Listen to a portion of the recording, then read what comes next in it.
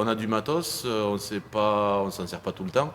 Ben, pourquoi pas le mettre en location à d'autres agriculteurs qui en auraient besoin à d'autres moments où nous, on n'en a pas besoin.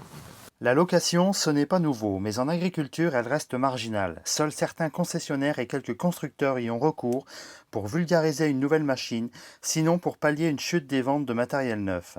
Le numérique pourrait changer la donne. Comment? En interconnectant les hangars et les cours de ferme de France et de Navarre. 3 touchés sur l'appli mobile et voilà le semoir TCS de votre lointain voisin dans votre cour ou le vôtre dans la sienne. Paiement assuré, matériel aussi. L'agriculteur qui se connecte sur WeFarmUp et qui est membre, il peut être à la fois propriétaire et locataire. C'est-à-dire qu'il peut avoir du matériel sous le hangar qu'il souhaite optimiser et se générer un revenu supplémentaire. Et de l'autre côté, il peut être locataire et avoir besoin de matériel à un instant T pour lorsqu'il a une panne, par exemple, ou pour tester une nouvelle technologie ou un matériel avant de l'acheter. Et à ce moment-là, il est donc plutôt en position de locataire. Membre de WeFarmUp, Mathieu Plouvier joue sur les deux tableaux. Il a eu l'occasion de louer sa herse rotative pour quelques centaines d'euros et il sera emprunteur d'un vibroculteur après la revente du sien. Pas de quoi hystériser le comptable. À quand le lourd, autrement dit les tracteurs? La question de la traction, c'est vrai que ça coûte très cher. J'ai une activité parallèle avec un peu de transport de céréales, donc j'ai des grosses remorques. Donc j'ai fait plutôt le choix d'avoir deux gros tracteurs, dont on voit un derrière là, euh, pour pas être gêné. Parce que voilà, c'est la souplesse de l'avoir chez soi.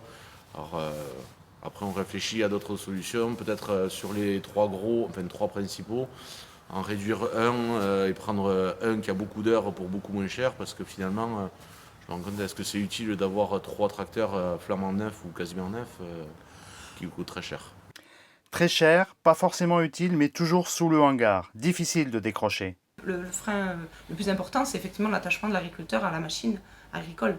Et on touche du doigt un achat qui parfois est irrationnel. Et nous, on y apporte des éléments extrêmement rationnels. De là à repenser complètement la stratégie de mécanisation, on sait que ça prendra du temps. Mais l'idée, c'est ça, c'est vraiment de reconfigurer l'ensemble de ces investissements vers plus de compétitivité. Ça prendra du temps, effectivement. Observateurs du phénomène, les concessionnaires ne sont pas inquiets outre mesure et pointent d'autres déviances. Le métier est en train de changer. Est-ce que c'est ce qui va le faire changer? Je ne sais pas. Il évolue. À nous d'évoluer avec. Nous, concessionnaires, dans cette partie-là, est-ce qu'on ne va pas être squeezés à un moment donné ou oubliés? Voilà. Est-ce qu'ils ne vont pas tous se débrouiller entre eux, les agriculteurs? Et nous, les concessionnaires, ben, derrière, comment on va pouvoir bien répondre à toutes ces questions? Ben, aujourd'hui, on vend des machines hyper complètes. On peut avoir des offres avec des machines beaucoup, beaucoup moins complètes.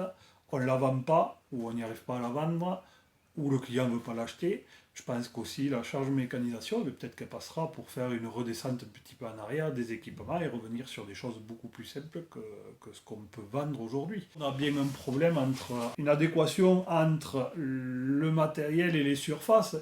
Au XXe siècle, la mécanisation a, d'une certaine manière, libéré les agriculteurs. Au XXIe siècle, c'est la numérisation qui pourrait les libérer de la mécanisation, du moins de ses excès, moyennant une petite mise à jour logicielle. WeFarmUp et d'autres vont peut-être y contribuer. C'est un autre outil de gestion qui va nous aider à baisser les charges mécanisation, je pense. Je pense qu'il faut le mélanger et c'est une autre piste que je suis en train d'étudier avec deux autres collègues.